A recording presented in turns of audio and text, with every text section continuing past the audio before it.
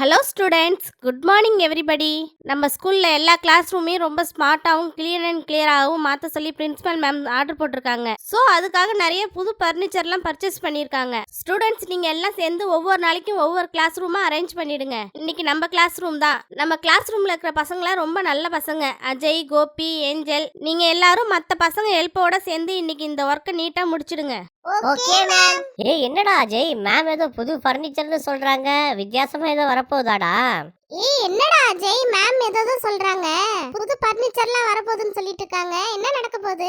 ஆமா angel, principal மேமும் நம்ம மேமும் காலையில பேசிட்டு இருந்ததை நான் கேட்டேன். நம்ம கிளாஸ் ரூமே ரொம்ப சூப்பரா மாற போகுதுப்பா. அப்படியாடா அஜய்?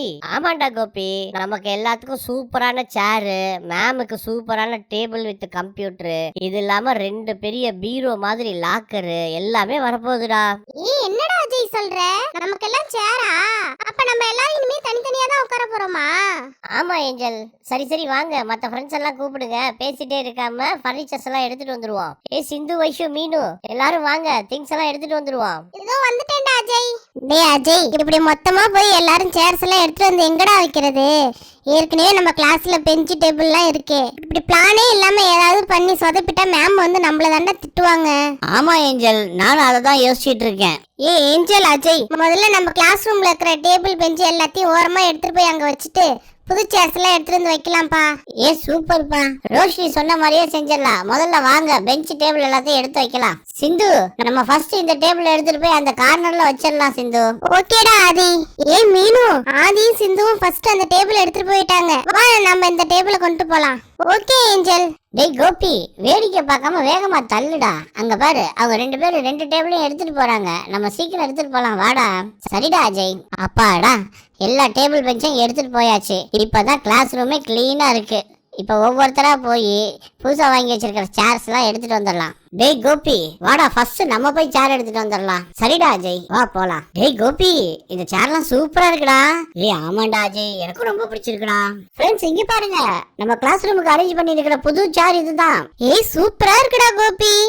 ஆமாண்டா கோபி, செம்ம சூப்பரா இருக்குடா. இனிமே யாரும் பக்கத்துல வந்து இடிச்சுக்கிட்டு உட்கார வேண்டியது இல்ல. எழுதுறப்ப அடுத்தவங்களை டிஸ்டர்ப் பண்ண வேண்டியது இல்ல. எல்லாரும் ஃப்ரீயா உட்காரலாம். அவங்க சேர்ல அவங்க வேணுங்கிற மாதிரி வச்சு எழுதிக்கலாம். ஆனா நானும் அஜயும் தான் பக்கத்துல உட்கார முடியாது. அதை நினைச்சாதான் வருத்தமா இருக்கு.